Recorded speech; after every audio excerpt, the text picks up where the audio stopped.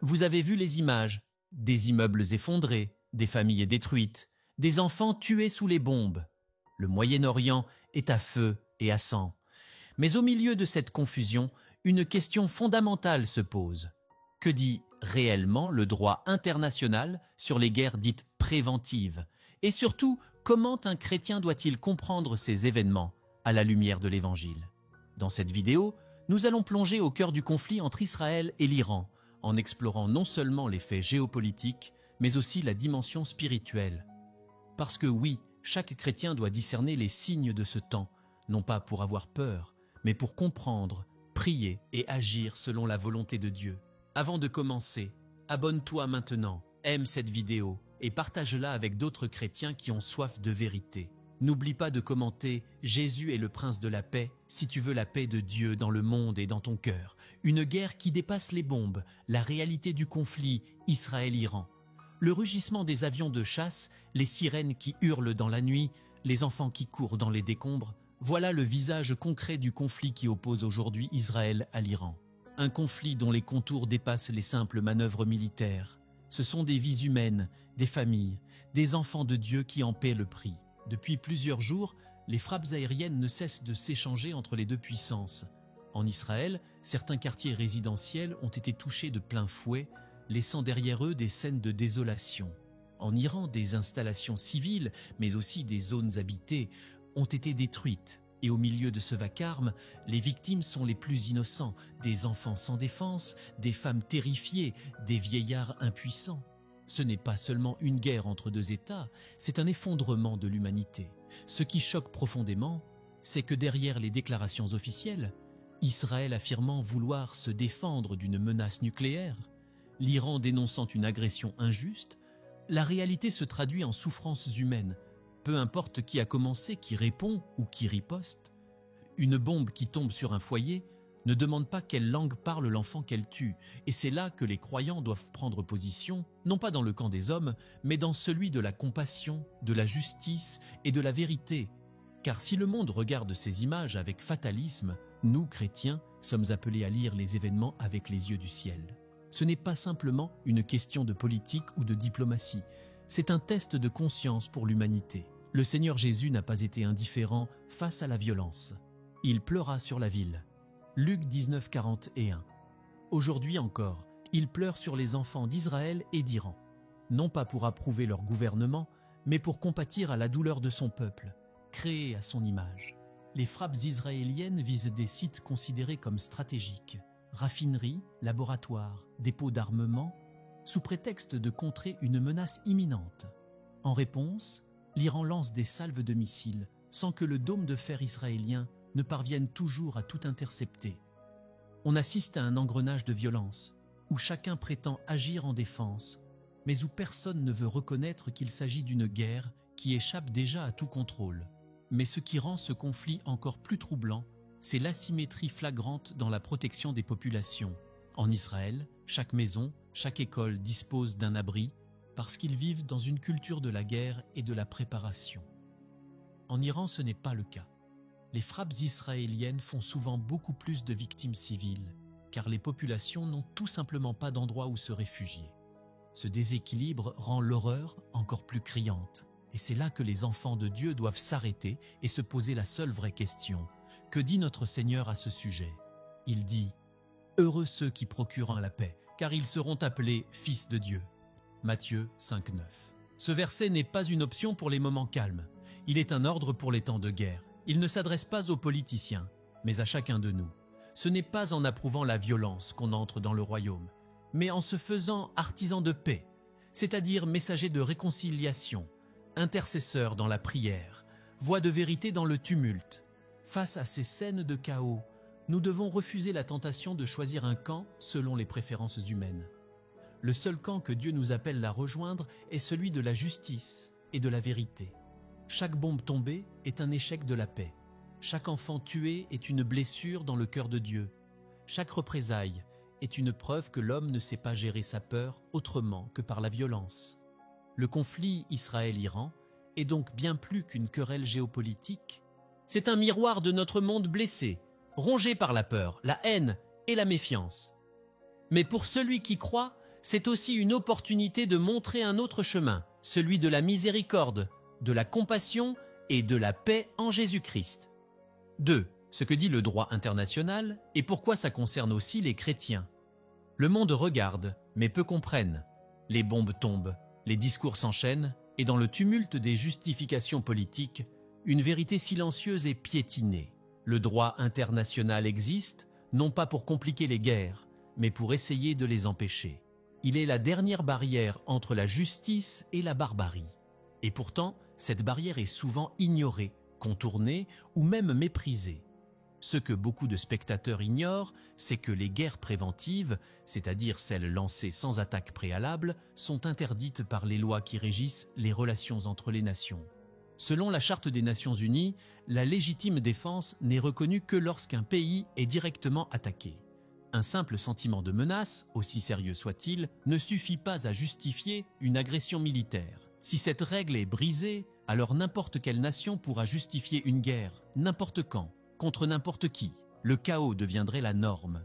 Israël affirme qu'il agit pour éviter l'extinction de son peuple. Cette crainte peut être sincère, mais même la peur la plus réelle ne donne pas le droit de frapper un autre peuple sans qu'il y ait eu une attaque. En droit, la prévention n'est pas une défense, c'est une attaque. Et selon les faits, aucune autorisation n'a été donnée par le Conseil de sécurité des Nations Unies pour ces frappes contre l'Iran. Israël a agi seul, sans mandat international.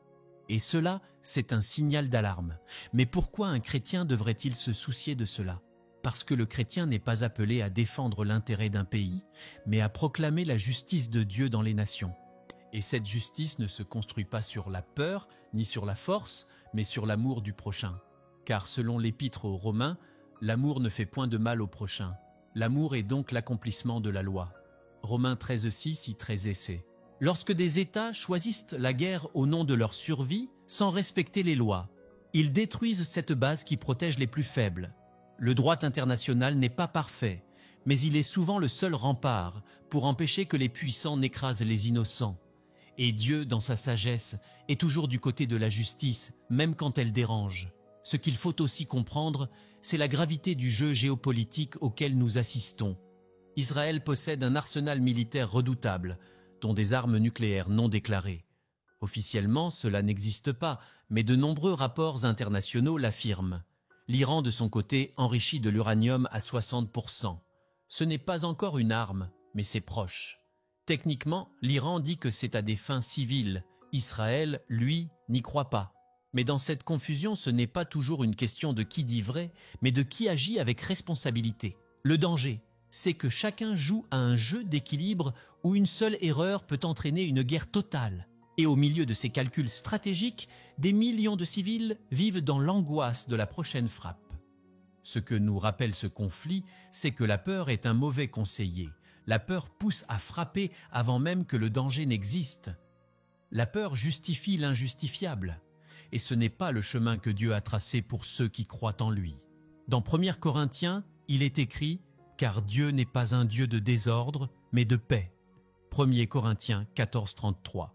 Et si Dieu est un Dieu de paix, alors toute initiative qui engendre le désordre, même sous couverture de sécurité, ne vient pas de lui. Notre rôle n'est pas de juger les peuples, mais de discerner les actes. Et quand la loi est piétinée, quand la justice est ignorée, le chrétien ne peut pas se taire. En tant que disciples du Christ, nous sommes appelés à être des sentinelles, ceux qui veillent, qui parlent quand le monde veut se taire, qui prient quand les autres désespèrent. Défendre la loi juste, c'est protéger la vie, et toute vie, du plus puissant au plus faible, est sacrée aux yeux de Dieu. 3. Entre géopolitique et foi, comment un chrétien doit réagir? Lorsque les bombes éclatent, les opinions s'élèvent. Beaucoup prennent position. Certains soutiennent Israël sans condition, invoquant son histoire biblique. D'autres dénoncent les injustices subies par l'Iran et ses alliés. Mais au milieu de ce vacarme idéologique, une question s'impose à ceux qui croient en Jésus. Quel est le rôle du chrétien dans une guerre entre nations? Que devons-nous faire quand les puissants du monde s'affrontent et que les peuples souffrent? La première réponse, c'est de comprendre où se situe notre loyauté.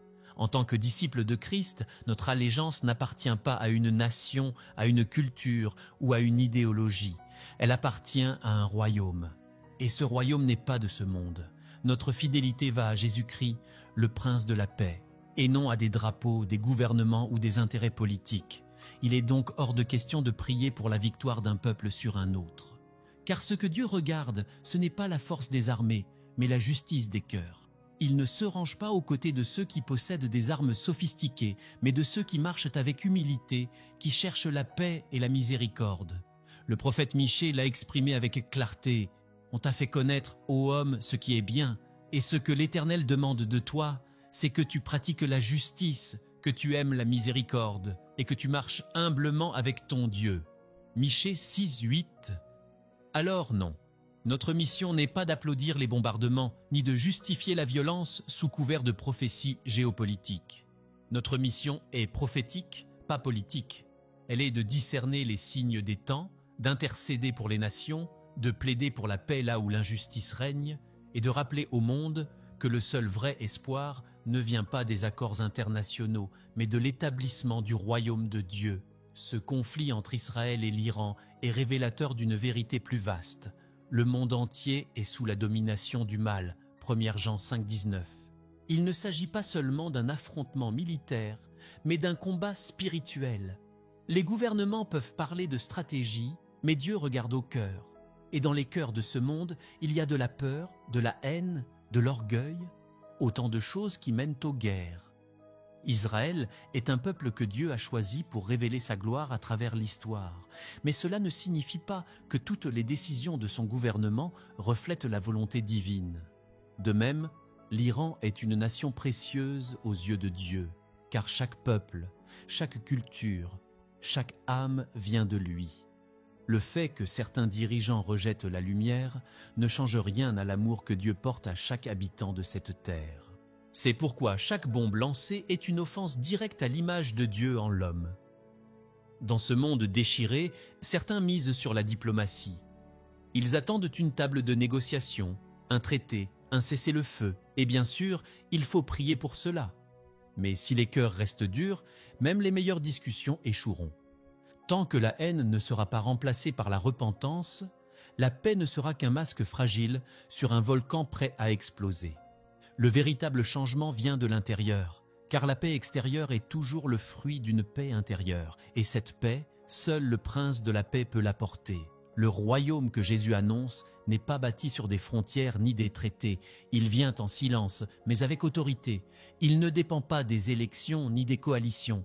Il transforme les hommes avant de transformer les sociétés. Ce conflit nous rappelle l'urgence de revenir à l'essentiel. Pas simplement prier pour la paix, mais prier pour la conversion des nations, pour la guérison des blessures spirituelles. Car tant que les cœurs ne seront pas renouvelés par l'Esprit de Dieu, les armes continueront à parler. L'apôtre Paul écrivait avec solennité « C'est l'heure de vous réveiller enfin du sommeil, car maintenant le salut est plus près de nous que lorsque nous avons cru. » Romains 13:11. Oui, c'est l'heure de se réveiller, l'heure de se lever pour ceux qui pleurent, pour ceux qui souffrent, pour ceux qui n'ont plus de force. L'heure d'être ces messagers de réconciliation, porteurs d'un message que ni les missiles, ni les discours politiques ne pourront jamais éteindre. Jésus-Christ est Seigneur. Si tu es resté jusqu'ici, c'est que tu cherches la vérité. Et la vérité, c'est que seule la paix de Jésus peut guérir les plaies de ce monde. Ne laisse pas les nouvelles du monde te voler la foi. Prie Miesto, instruis-toi, reste ferme, abonne-toi maintenant pour ne rien rater des prochaines vidéos. Like cette vidéo si tu crois que la paix est possible en Jésus. Commente, Dieu est souverain pour affirmer que rien ne lui échappe. Et surtout, clique sur la vidéo qui vient d'apparaître à l'écran. Elle t'apportera encore plus de lumière pour marcher selon la vérité. Que la paix de Christ règne dans ton cœur. À très bientôt dans la foi.